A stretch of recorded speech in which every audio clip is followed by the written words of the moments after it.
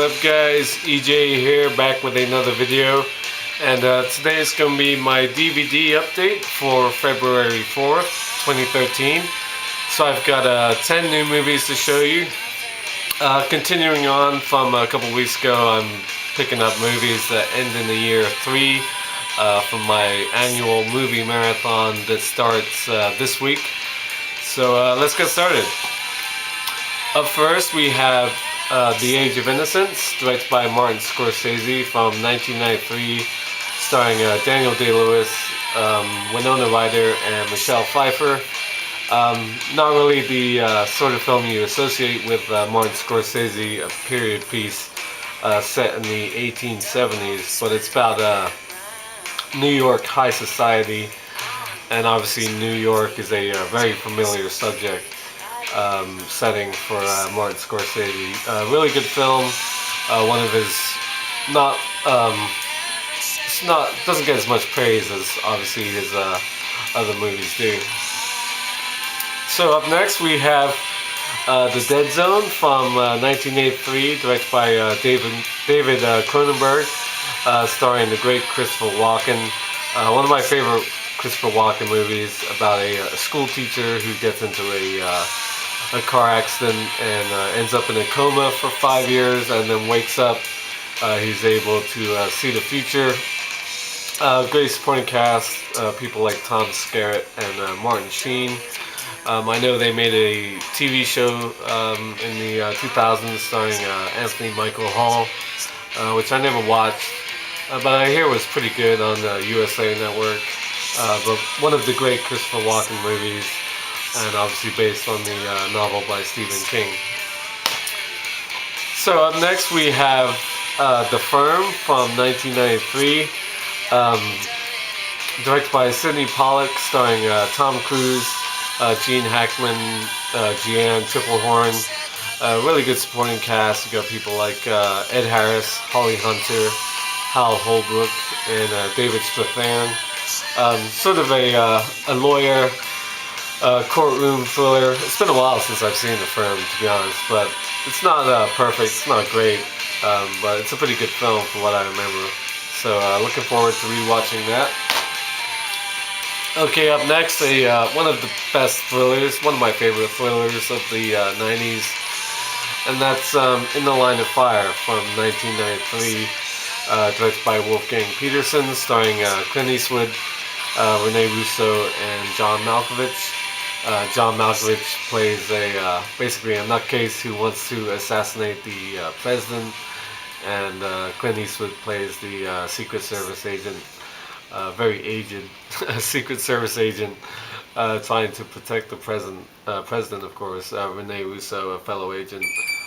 Been a while since I've seen this as well, to be honest, but I remember it being very good, one of the best sort of action thrillers of the 90s. Okay, another film from 1993, and that's The Joy Luck Club, directed by Wayne Wang, based on a novel by Amy Tan, sort of about Asian Americans in San Francisco. It's been ages since I've seen this. I don't think I've seen it since 93. I know there's a lot of mahjong being played in this film. A game that I play myself, me and my family have played over the years. Mahjong is a really interesting game, a fun game, sort of the Asian equivalent of poker. It's that popular. Yeah, The Joy Luck Club is a really good film, and looking forward to rewatching it. Okay, up next, couple of films, because one is a sequel. I picked up Lady Snowblood from 1973, starring Meiko Kaji. Great samurai film, story of revenge. A young woman, her father gets brutally murdered, and her mother gets raped and tortured and forced into prostitution, and she swears bloody revenge. The music you hear playing is the song The Flower of Carnage by Meiko Kaji herself. and it was featured on the Kill Bill soundtrack. I believe it played during the credits of Kill Bill Volume 1. Obviously a big influence for Quentin Tarantino and that film. Really good song. I really like this song. That's obviously why I have it and why I'm playing it. But yeah, Lady Snowblood, really looking forward to watching that. And even though it came out in 1974, I also picked up Lady Snowblood, Love Song of Vengeance, the sequel. This is sort of another thing I do with this movie marathon. Any movies that begin in a year ending in 3 that have sequels, I'll also watch all the sequels as well. Some other examples would be Underworld films. Since the first one came out in 2003, I'm going to be rewatching all the Underworld films as well. So like this, I'll be watching both Lady Snowblood films, probably on back-to-back nights. I don't do both in one night, but yeah, going to be watching both of these. Okay, moving on. Another Asian film that I know a lot of people love this movie, and to be honest, I didn't really love it at first. I gotta be honest, and that's Old Boy from 2003, directed by Park Chan-wook, I believe is Park Chan-wook, Korean director. Great film about a businessman who gets imprisoned for 15 years for no apparent reason, and then gets released one day, and he has 5 days to figure out what the hell happened, and sort of goes on a rampage. It's got some really stunning imagery, some very tough scenes to watch. I believe the hammer scene with the teeth is one I remember. I know a lot of people really like this film, and there's a great sort of big tin edition available, but that I didn't want to get that. It's way too pricey and hard to find out of print. But yeah, I saw this a couple years ago. I've heard lots about it. Didn't love it. I liked it a lot, but yeah, looking forward to watching it. And I believe Park Chan-wook has a new movie coming out called Stoker, with Nicole Kidman and Mia Wasikowska, Matthew Good. That looks interesting. Okay, moving on.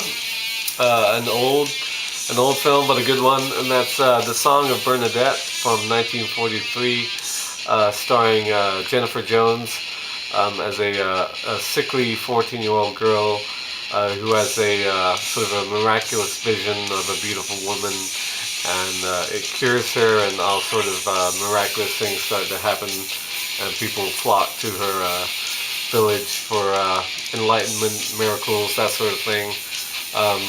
It was the debut film performance of Jennifer Jones, and she won Best Actress for it.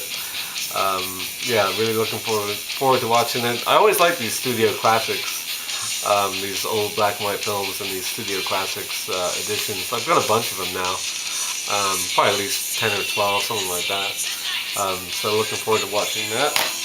Okay, last but not least, I have This Boy's Life from 1993, starring Leonardo DiCaprio, Robert Redford, and Ellen Barkin. It's the story of author Toby Wolfe. An interesting fact, my dad, when he worked out here for his driving company, he used to actually pick up the real Toby Wolfe, and he knows him pretty well. So I've always wanted to check this film out, because I don't think I saw it. And it's a very early performance by Leo DiCaprio, of course. This is 4 years before Titanic.